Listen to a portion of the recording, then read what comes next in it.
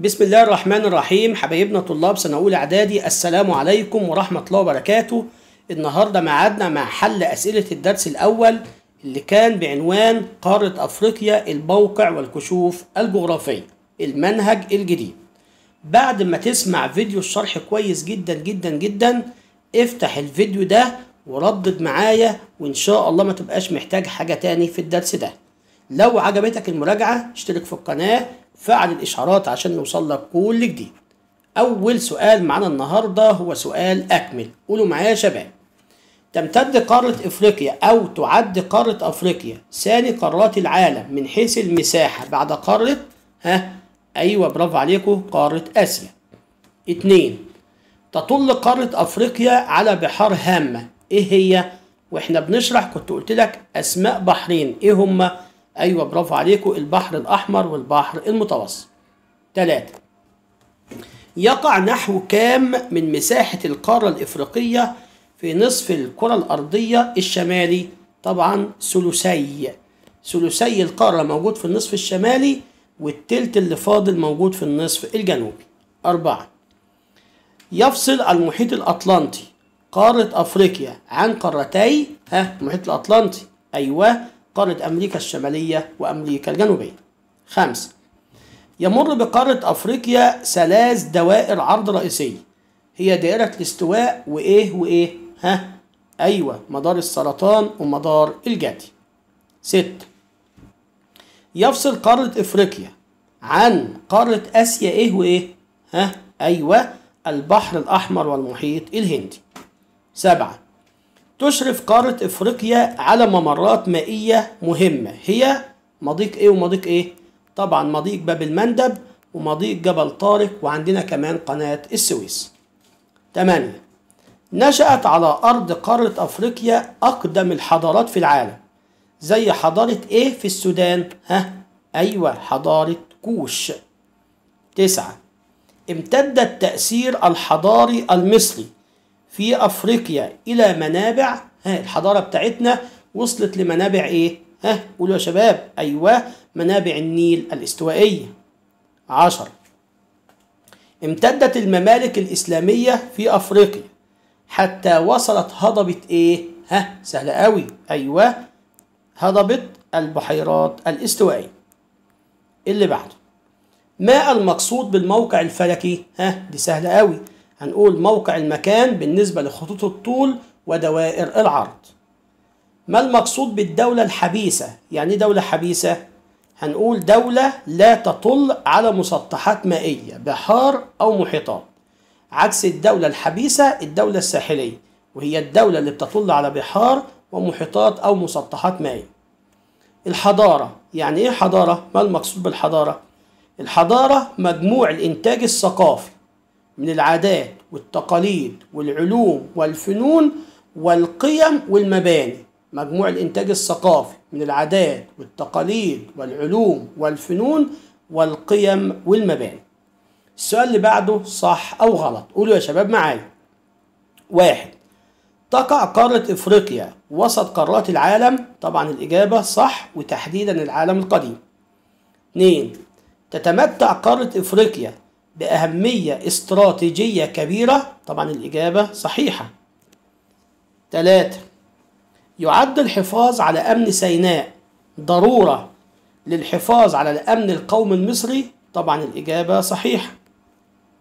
يقع نحو ثلث يعني الثلث مساحة القارة الإفريقية في النصف الشمالي من الكرة الأرضية؟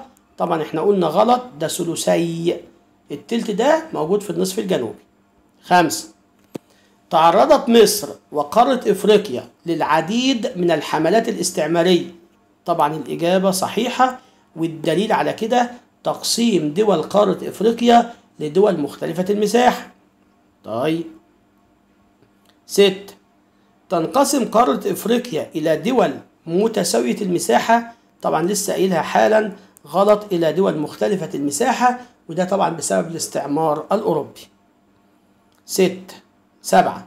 وصل المصريون القدماء إلى السودان والقرن الإفريقي؟ أيوة طبعا صح. 8.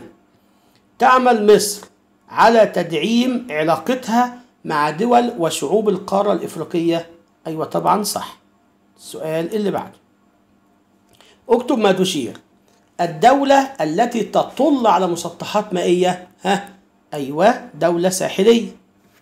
بحر بيفصل إفريقيا عن أوروبا؟ أيوة البحر المتوسط. 3. دولة أو دول حرصت على تقسيم دول إفريقيا لدول مختلفة المساحة، دي اسمها إيه؟ أيوة الدول الاستعمارية. 4. دولة إفريقية تم انتخابها رئيسا للاتحاد الإفريقي سنة 2019؟ طبعا الإجابة مصر. 5. طريق اكتشفه البرتغاليين للدوران حول إفريقيا؟ أيوة طريق رأس الرجاء الصالح. 6.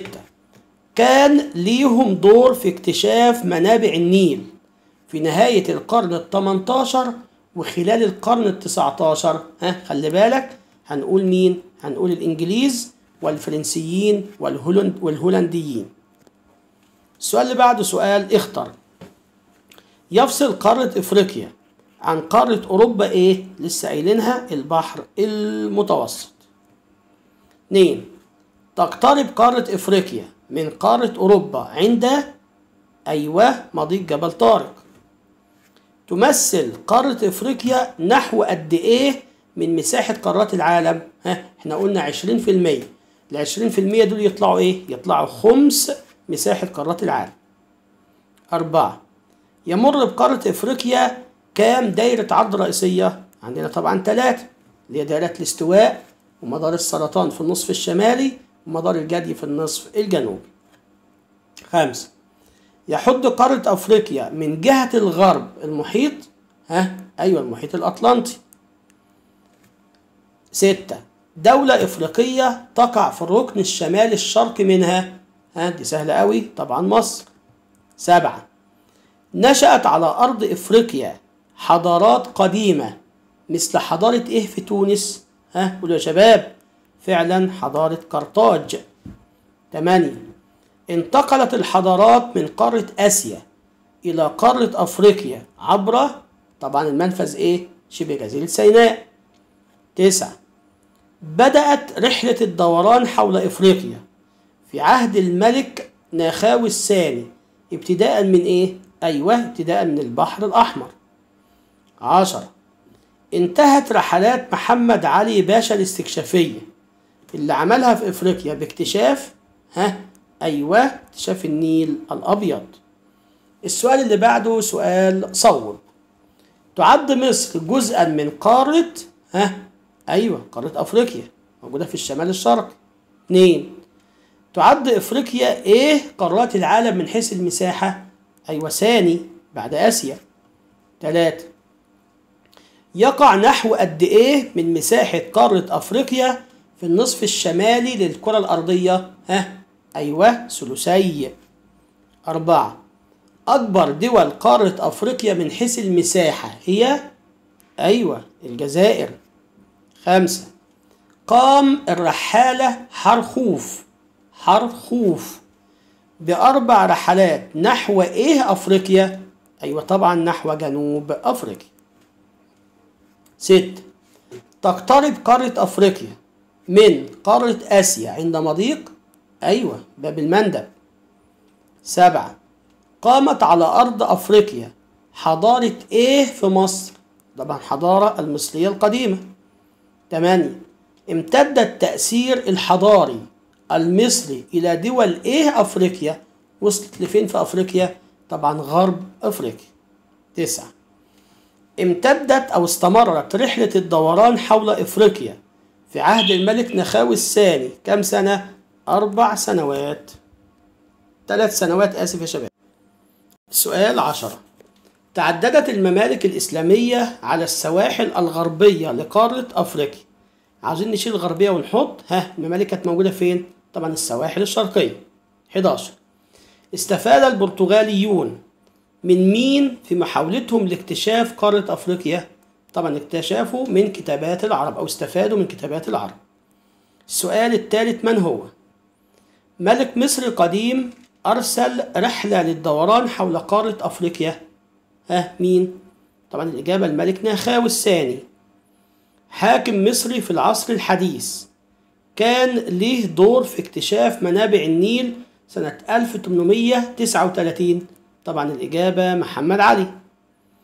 رحالة عربي قام برحلات مهمة في شمال وغرب إفريقيا لحد ما وصل إلى مالي. طبعا الإجابة ابن بطوطة. 4. أوائل الرحالة العرب الذين زاروا أفريقيا وكتبوا عنها ده مين؟ أيوة المسعودي. 5. حاكم مصري وصل حكمه إلى جنوب دائرة الاستواء. أيوة الخديوي إسماعيل. 6. رحالة مصري قام ب4 رحلات ناحية الجنوب في عصر الدولة المصرية القديمة. ده سهل أوي أوي، هنقول حرخوف. حرخوف. السؤال اللي بعده سؤال الخريطة. رقم 1 المضيق اللي موجود في المكان ده. مضيق، أيوة مضيق باب المندب.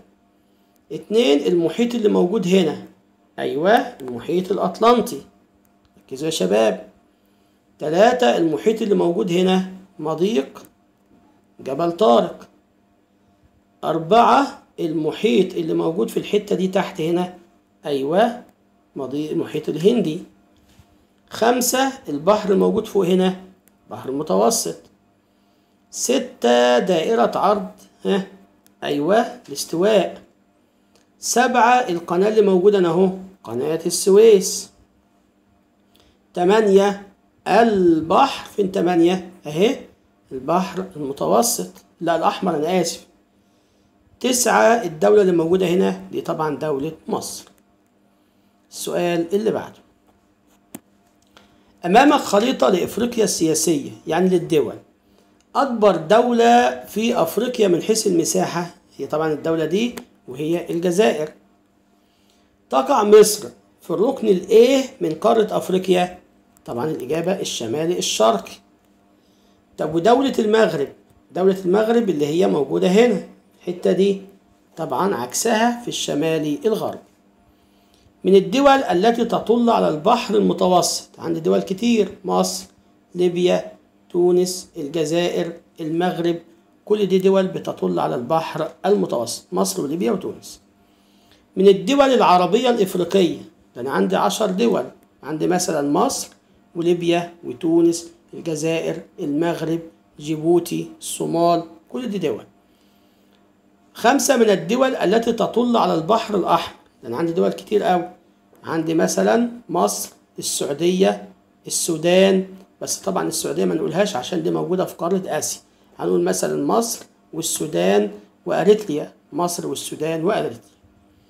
من الدول التي تطل على المحيط الأطلنطي ده دول كتير أوي، عندنا مثلا المغرب، موريتانيا، وأنجولا. هذا مصر المغرب أهي، موريتانيا تحتها اهي، أنجولا اهي.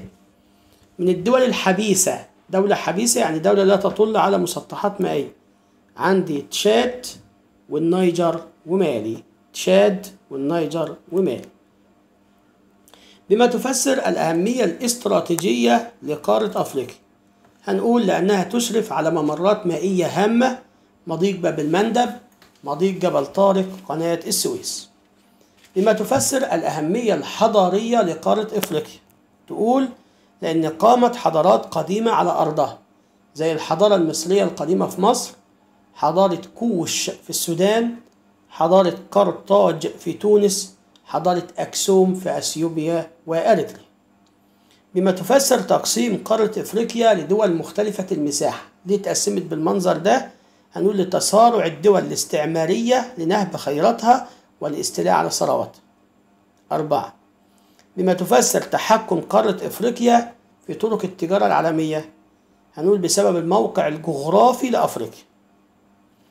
بما تفسر أسس البرتغاليون الموانئ والمراكز التجارية على طريق رأس الرجاء الصالح؟ طبعا لتأمين الملاحة والتجارة.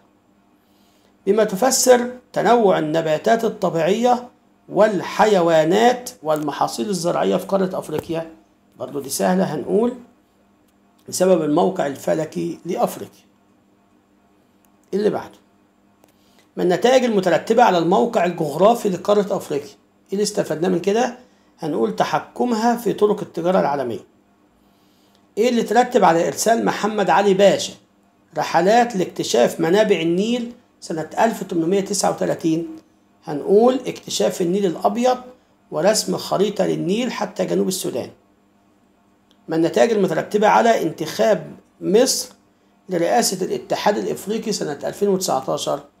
هنقول تعميق دور مصر الريادي والعلاقات في أفريقيا.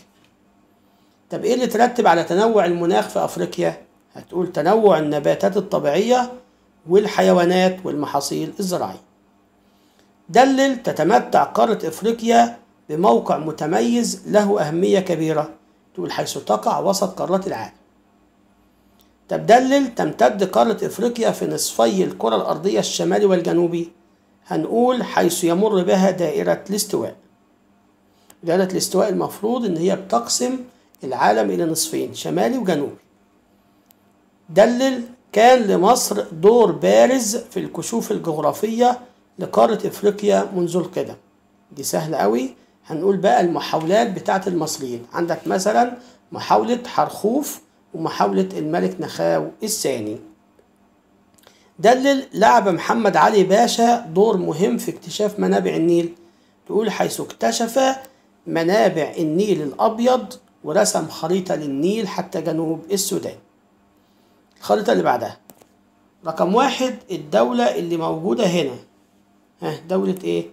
طبعا تونس. 2 المضيق اللي موجود في الحتة دي، جبل طارق. دولة فيها حضارة أكسوم. 3 اهي قديما، دي طبعا دولة أثيوبيا. 4 المحيط اللي موجود هنا، طبعا المحيط الأطلنطي. بما تفسر الأهمية الاستراتيجية لقارة أفريقيا؟ هنقول طبعا لأنها تشرف على ممرات مائية هامة، مضيق باب المندب، مضيق جبل طارق، قناة السويس. بما تفسر تأسيس البرتغاليين الموانئ والمراكز التجارية على طول طريق رأس رجاء الصالح؟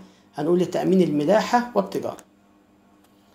وضح دور كل من محمد علي باشا في الكشوف الجغرافية لإفريقيا؟ هنقول اكتشف منابع النيل الأبيض ورسم خريطة للنيل حتى جنوب السودان. حرخوف عمل ايه؟ هنقول قام ب4 رحلات استكشافية ناحية الجنوب، وهو من أوائل المستكشفين لأفريقيا. أكمل. بدأ البرتغاليين محاولتهم لاكتشاف أفريقيا في القرن ال15 في عهد مين؟ في عهد الأمير هنري الملاح. 2 بيفصل أفريقيا عن قارة آسيا إيه وإيه؟ سهل قوي، هنقول البحر الأحمر والمحيط الهندي. قامت حضارة إيه في بلاد السودان؟ كوش. بيمر بالقارة الإفريقية دوائر عرض رئيسية، وهي الاستواء ومدار الجدي والسرطان. ما النتائج المترتبة على الموقع الجغرافي لأفريقيا؟ برضو سهلة، هنقول تحكمها في طرق التجارة العالمية. إيه اللي ترتب على الاستعمار الأوروبي للقارة الإفريقية؟ هنقول تقسيمها لدول مختلفة المساحة. إيه الدليل إن الأوروبيين استفادوا من رحلات العرب لاكتشاف قارة أفريقيا؟ الدليل إن ساعدت كتابات العرب البرتغاليين اللي هم من أوروبا يعني اكتشاف طريق رأس الرجاء الصالح. وبكده يا شباب أكون خلصت المراجعة، يا رب تكونوا استفدتوا. بالتوفيق للجميع، واستنونا في الدرس الثاني بإذن الله، والسلام عليكم ورحمة الله وبركاته.